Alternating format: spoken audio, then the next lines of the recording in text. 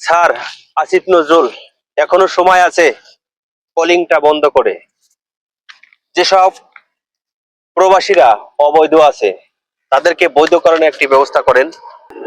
যেসব প্রবাসীরা জেলখানাতে আছে তাদের পরিবারের সাথে তারা বিচ্ছিন্ন, কোনো কথা বলতে পারে না।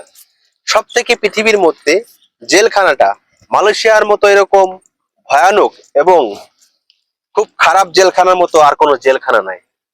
তাই আপনার কাছে আমি বিনীতভাবে অনুরোধ করব, যে সকল বাংলাদেশি ভাইরা রেমিটেন্স যোদ্ধা যারা মালয়েশিয়ার জেলখানাতে আছে তাদেরকে ছাড়ানোর ব্যবস্থা করেন, তাদেরকে পৃথিবীর আলো দেখার সুযোগ করে দেন, তাদেরকে পরিবারের কাছে পাঠানোর একটা ব্যবস্থা করে দিন। তারপর আপনি নতুন করে কলিং খুলে নতুন করে আপনি শ্রমিক এই দেশে পাঠান, অন্য অন্য দেশে পাঠান, এতে আমাদের কোনো আপত্তি নাই। সকল প্রবাসীদের পক্ষ থেকে শুধু আপনাকে এই কথাটাই আমি বলতে চাই, যারা অবৈধ আছে হইল আসিফ নজরুল স্যার।